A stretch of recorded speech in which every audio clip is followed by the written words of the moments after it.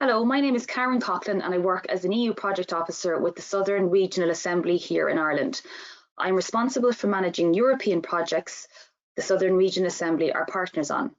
I wanted to talk to you today about the Interreg Europe-funded Cohesion project, which is focused on integrating the regional dimension into smart specialisation strategies in order to increase their impact. So why cohesion? Cohesion is focused on working to align innovation policies from a macro to a micro regional level, spreading prosperity across each partner's regions. We see it as a way to support the implementation of the Southern Regional Spatial and Economic Strategy, otherwise referred to as the RESIS.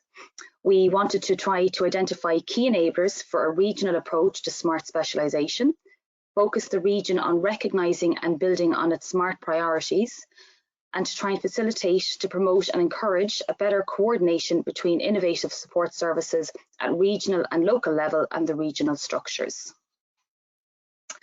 The RESIS itself was developed through a transparent and participatory consultation process undertaken during the preparation of the RESIS. This extensive consultation process was presented to partners across Europe on the Cohesion project as a transfer of good practice. Throughout the consultation, many of our stakeholders across the region raised the opportunities under the themes of smart cities, a smart region, and integrating innovation in digital technology with transportation.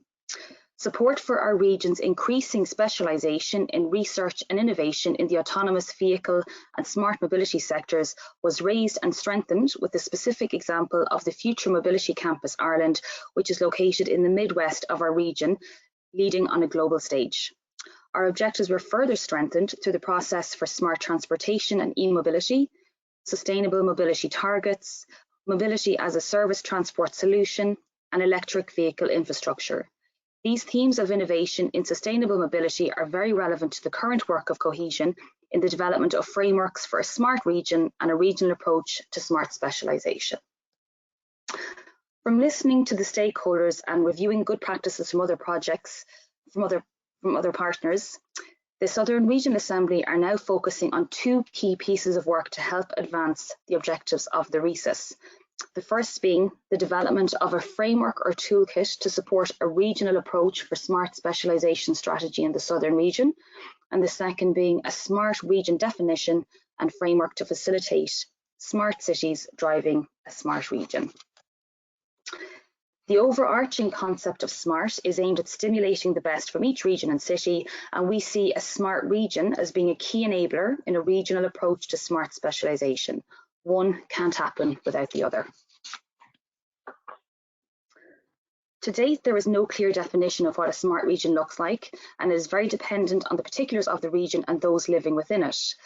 Through our work on determining what a smart region looks like for us here in the Southern region of Ireland, we will be speaking to the key stakeholders and looking to best practice across Europe to develop a smart region maturity framework to help us achieve our ambition of becoming a smart region that is reflective of its citizens.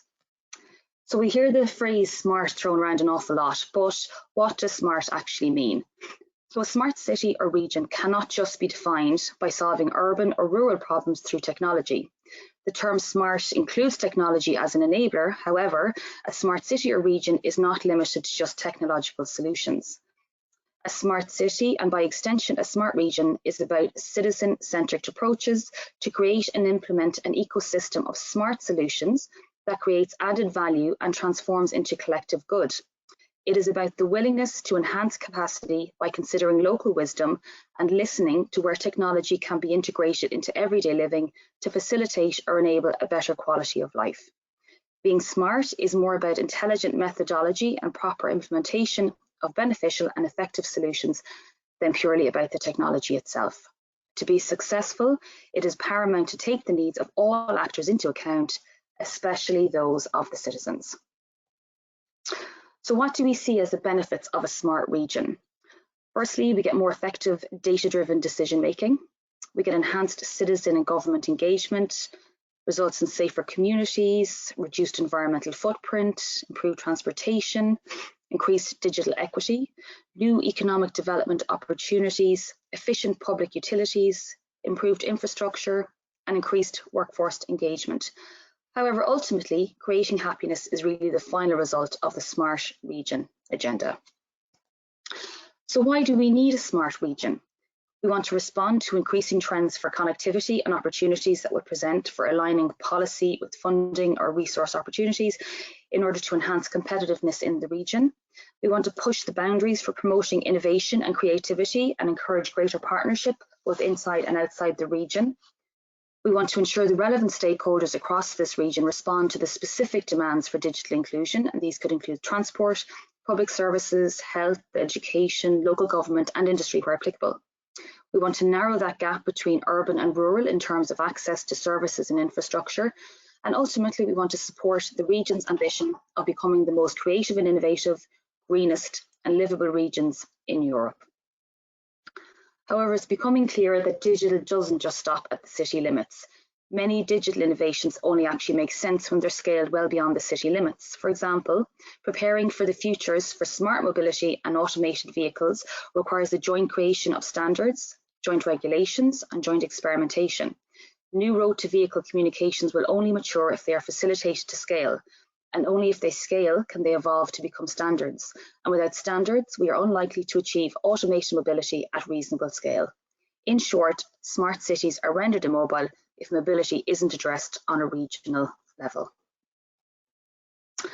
We can see that within the smart city concepts, and again by extension the smart region, smart mobility plays a key role in the ecosystem of both smart regions and smart cities. It is considered a key factor in enabling cities and regions to become more intelligent. Smart transport and digitalised mobility services are the key to reducing pollution levels, minimising the number of vehicles on the road and improving the overall wellness of a city or region. The smart city or region must be planned in such a way that smart transport can be made available from residential areas to commercial and office areas. Smart mobility can also support a smart economy. For example, the obvious ones like autonomous vehicles, electric batteries. You've also got services such as smart parking, smart bus benches, and even the insights delivered through the data analytics on top of these services can come as an intelligence service also. Innovative mobility services are projected to generate $270 billion in revenue by 2040. So the key message is get smart and don't be left behind. Thank you for listening to me today, and if you have any questions, you can contact me at my email address as outlined on the slide here. Thank you.